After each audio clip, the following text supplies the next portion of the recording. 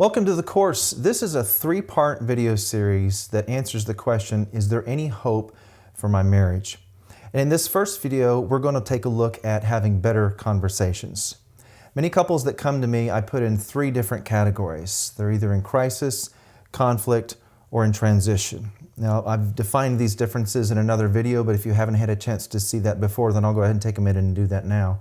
Couples in crisis have had some kind of precipitating event that has overwhelmed their emotional capacity. In other words, something's changed drastically in their lives, and their ability to manage that on an emotional level has just been exceeded.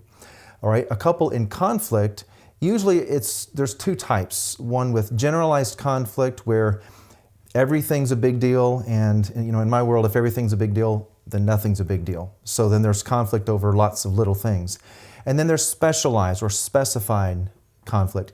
And that means there are certain themes that keep rising to the surface and keeping a couple pretty much in constant conflict.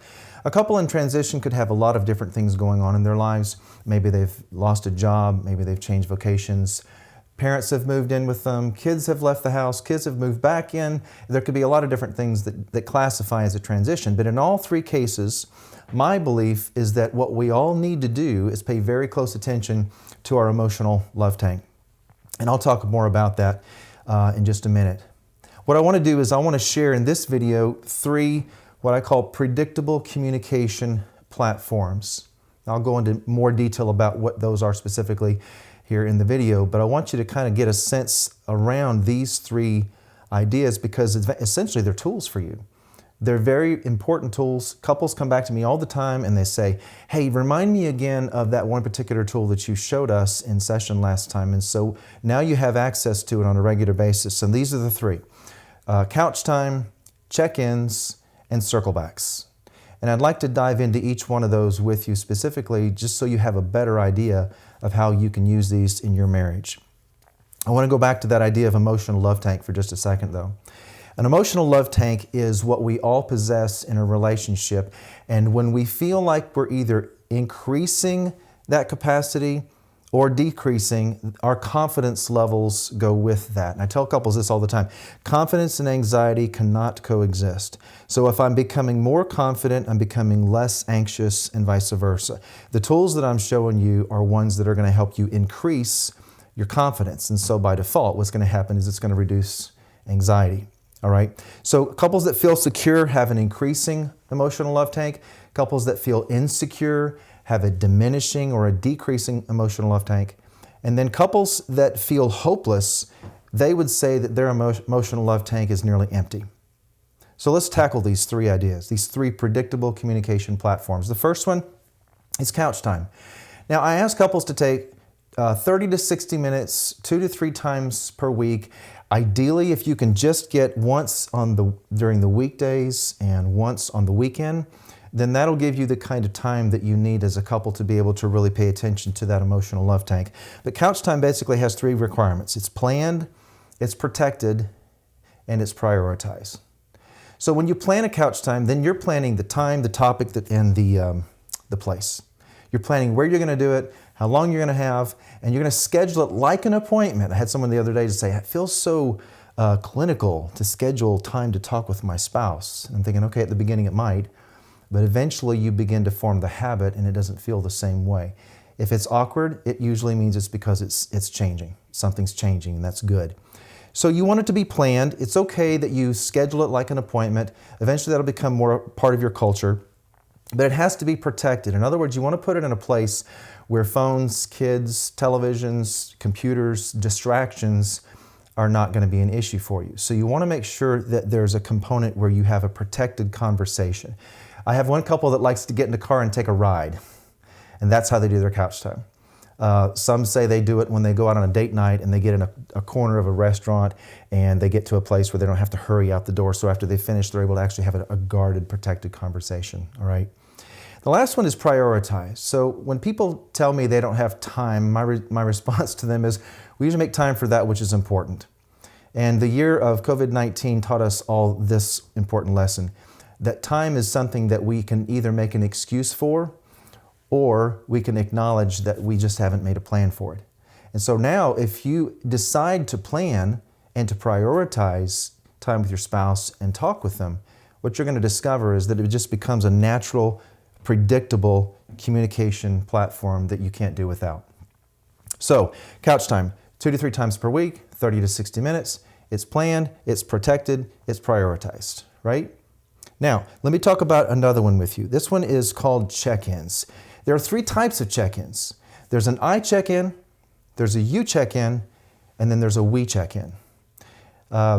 Think about these for just a minute, a little bit differently. So an I check-in, and every one of these have rules with them. An I check-in basically says, I've been working on such and such, and I want to know if you've noticed it.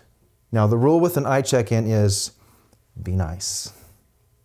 Because if I make myself vulnerable and if I say, I've been working on helping out around the house, and you respond with, oh, well, I haven't seen it, that's not very nice. You want to give some credit here where credit is due. So if you haven't noticed it, then the response here is, well, I haven't really seen what you're talking about, but tell me what you've been doing and I'll put eyes on it so the next time I'm more aware of it.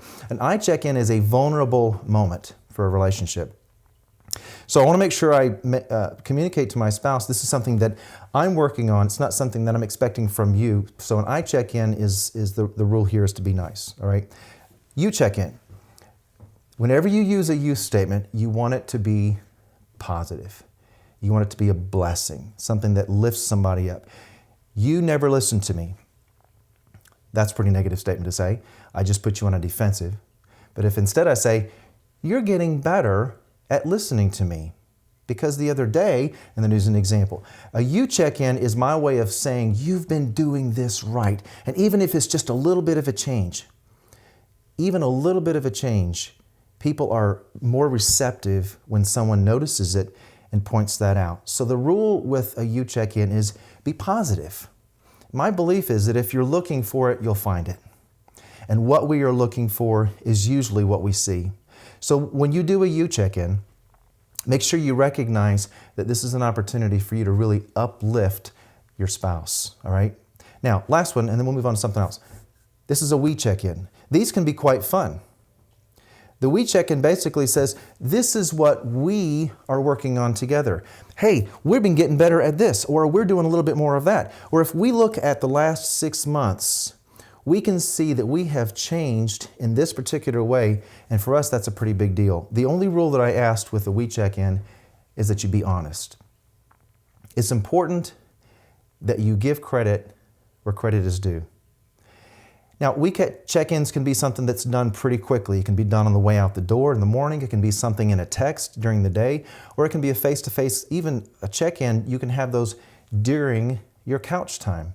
But what you want to do is make sure that you're flooding your relationship with positive encouragement by saying, look, this is something that we've been working on together, and I just thought it was worth pointing out. Now, let me just hit the pause button for just a second. I hope that you have downloaded the PDF materials to go with this video, because when you do that, we tend to remember better what we see than what we hear. And we have these materials available for you so that you can write these things down, so that you can dialogue with your spouse about them and maybe even revisit some of the notes at a later time.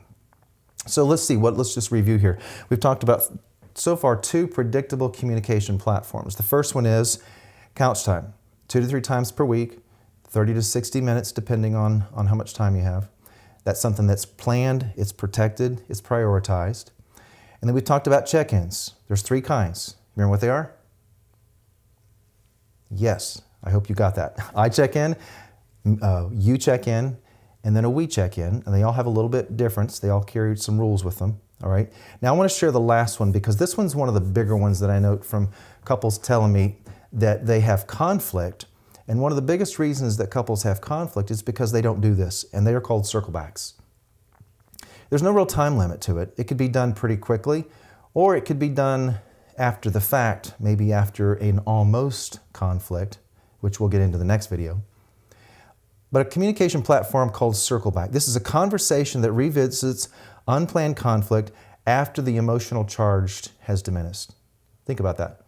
After the emotional charge has settled down, it gives you the opportunity to circle back to what happened in the previous conversation. Sometimes conflict happens because there was misunderstanding. Sometimes it's because somebody wasn't heard. They really didn't hear what you said.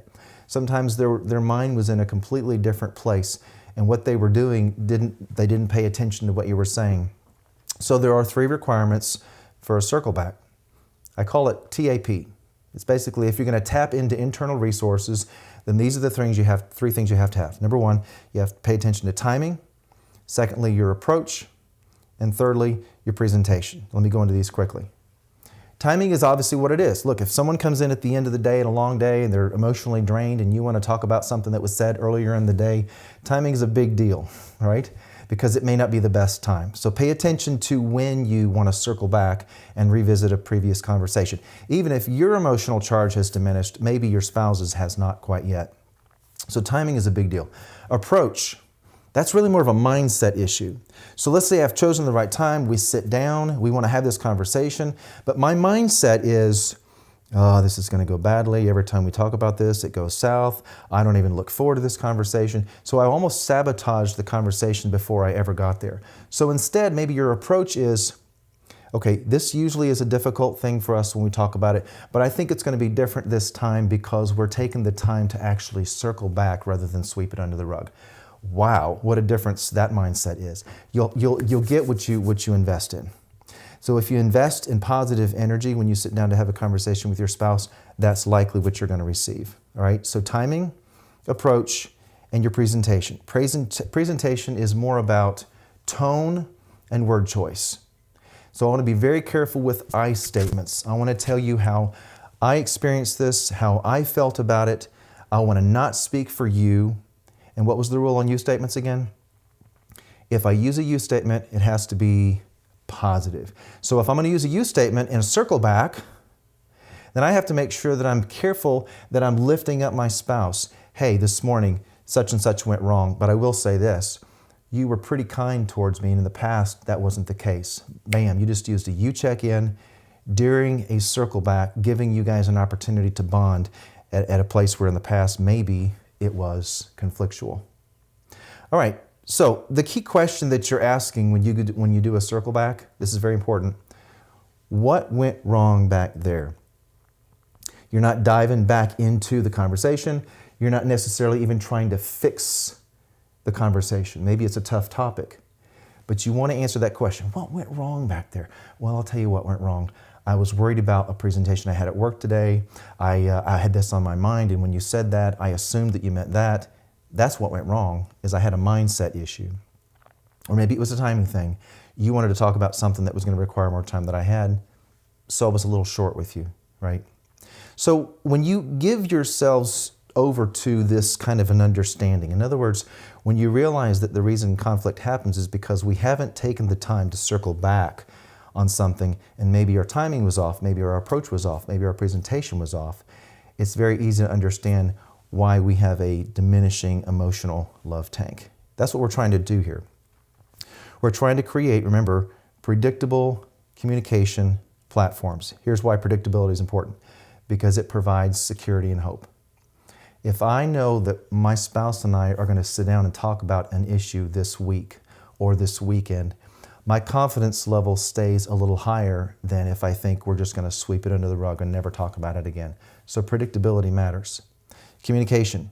Communication always requires these 3 things: hearing, understanding, and caring. If I hear you, but I don't understand what you're saying, then it stops there. If I hear you and I understand, but then I don't do anything about it, that's where it stops. So I want to make sure that I'm putting all these things into play, and I'm communicating and I'm listening to what my spouse is saying. And then finally, the platform itself, something that can be built on. A communication platform is something that we can build on that foundation. And the goal in any relationship, in any conversation, is to increase the capacity of our emotional love tank. Okay, now, we've gone through those 3 tools. Here's what I would like for you to do. I would like for you to maybe take a spot in your notes and write down what my next 2 or 3 steps are. Do I need to watch this with my spouse if I'm not already? Do I need to go back and revisit these notes? Maybe you need to email a question and ask for some clarification. Feel free to do that as well. But what you might need to do next is really just take to heart some of these things that we've talked about, because what we're hoping to accomplish here is to have better conversations with our spouse. All right, now this really kind of tees us up for the next video, because the next video is what happens when we've allowed our emotional love tanks to go down a little bit too much. Then we're discovering that we're in the world of conflict. Now what do we do? A lot of couples panic when they're in conflict. I'm telling you that it's an opportunity for bonding. It's actually an opportunity for you to make a deposit in your emotional love tank if you use the tools that I'm sharing with you in this next video. So maybe watch this one again. If you're ready, you feel free to download the next one, get the PDF material together, and we'll be ready for our next session. I hope to see you there.